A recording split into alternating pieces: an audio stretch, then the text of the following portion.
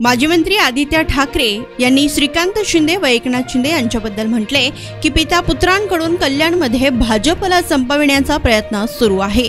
भाजप कार्यकर्त्यांची अवस्था पाहून मला वाईट वाटते असे म्हणत श्रीकांत शिंदेंबद्दल बोलले की आज मला कोल्ड कॉफीची आठवण झाली, त्यामुळे कल्याणमध्ये आलो।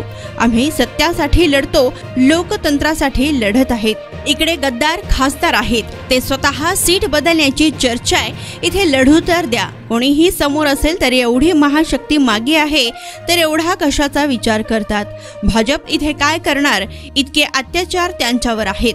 गेल्या 2 वर्षात पद मिळाल्यानंतर पिता पुत्रांकडून भाजपला संपविण्याचा प्रयत्न झालाय, तर भाजपची अशी हालत होईल आणि ते सहन करतील हे मला कधीच वाटले नव्हते। मला इथल्या भाजप कार्यकर्त्यांविषयी वाईट वाटते असे यावेळी माजी मंत्री आदित्य ठाकरे यांनी म्हणत मुख्यमंत्री एकनाथ शिंदे यांच्याबद्दलही ते म्हणाले की गुंडांच्या गँग लीडर हे घटनाबाह्य मुख्यमंत्री आहेत, ते त्यांना वाचवित आहेत। महाराष्ट्राचा हाच प्रॉब्लेम आहे, तर मुख्यमंत्री हे पहिले शेतकरी आहेत जे लुणार शेती करतात, अमावस्या आणि पौर्णिमेला शेती करतात। त्यांचे काय काय कुठे कुठे हे आम्ही सांगू शकतो असे माजी मंत्री आदित्य ठाकरे यांनी म्हटले। मुख्य गोष्ट हीच आहे, आपण बघितलं असेल साधारणपणे गेले 4-5 दिवस संजय राऊत साहेब स्वतः गुंडांचे फोटो मंत्र्यांबरोबर, मुख्यमंत्र्यांबरोबर, आमदारांबरोबर, सत्ताधारी लोकांबरोबर ट्विट करत आहेत। हे जर फोटो आपल्या माध्यमातून, प्रेसच्या माध्यमातून आम्हाला सर्वांना मिळत असतील तर हे सत्ताधारी पक्षाला तर मिळालंच पाहिजेत। आणि मग किती ही यंत्रणा गुंडांची तुम्ही पोलिसांच्या डोक्यावर बसवणार आणि महाराष्ट्राच्या डोक्यावर बसवणार।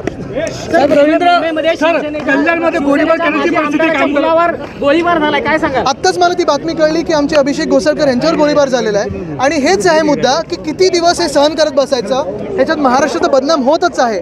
लोकांना आपण बघताय की भीती आहे ती दिसत आहे, पण महत्त्वाची गोष्ट हीच आहे की उद्योग जग देखील महाराष्ट्रात येणार नाही अशी परिस्थिती एकंदर बनत चाललेली आहे। जोगेश्वरीमध्ये खिंडार पडणार आहे, जोगेश्वरीमध्ये खिंडार पडलंय, तर यासाठी तुम्ही कोणाला जबाबदार ठरवणार? महत्त्वाची गोष्ट परत मी सांगेन की हे गुंडाराज चालू आहे, जर हे सगळं आपल्याला माहिती असेल, आम्हाला माहिती असेल तर त्यांच्यावर कारवाई तर झालीच पाहिजे। मुख्य गोष्ट म्हणजे गँग लीडरच घटनाबाह्य मुख्यमंत्री म्हणून बसलेले आहेत आणि तिथेच मूळ महाराष्ट्राचा प्रॉब्लेम झालेला आहे, कारण ह्यांना सगळ्यांना वाचवत आहेत ते घटनाबाह्य मुख्यमंत्री। सर, रवींद्र वायकरवरती ज्या पद्धतीने दबाव टाकला जातो किंवा शिवसेनेत जाणार शिंदे वायकरजींवर अनेक वेगळ्या पक्षांकडून आपण पाहताय सत्ताधारी हा दबाव वाढत चाललेला आहे।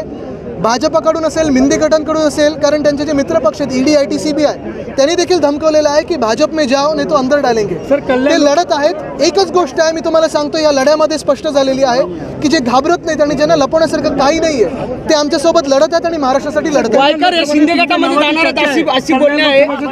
एक मिनिट, शिंदे गटामध्ये वायकर जाणार आहेत असं सूत्रांनी त्यांनी तयारी देखील करायला लावली कार्यकर्त्यांना। एकच सांगतो, जे ज्यांच्याकडे काही लपवण्यासारखं नाही ते आमच्या सोबत राहिलेले आहेत आणि ते लढत राहणार। कल्याण लोकसभेसाठी तुमच्या नावाची चर्चा आहे, तुम्ही बोलले की खासदार लढणार नाही, तुमची इच्छा आहे लढण्याची? चर्चा तो हर जगह है।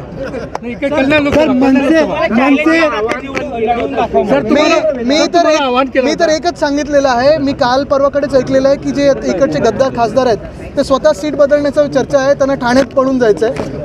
इथून लढू तर द्या, कोणी समोर असलं तर एवढी महाशक्ती तुमच्या मागे आहे तर कशाला एवढा विचार करता। पण एक आहे नक्की, भाजपा इथे काय करणार एवढे सगळे त्यांच्यावर अत्याचार झाल्यानंतर, कारण मी पाहतोय हे नवीन नाही आहे। गेले 7-8 वर्ष पिता पुत्र इथे भाजपला हैराण करण्याचा प्रयत्न करतात आणि खास करून गेल्या 2 वर्षामध्ये पद मिळाल्यानंतर भाजप पूर्ण संपवण्याचा प्रयत्न इथे झालेला आहे। तुम्हाला माहिती आहे, मला माहिती आहे, भाजपला पण माहिती आहे। भाजपची अशी हालत होईल आणि ते सहन करतील हे आम्हाला कधीच वाटलं नव्हतं। मला इकडच्या भाजपच्या कार्यकर्त्यांबद्दल वाईट वाटतं।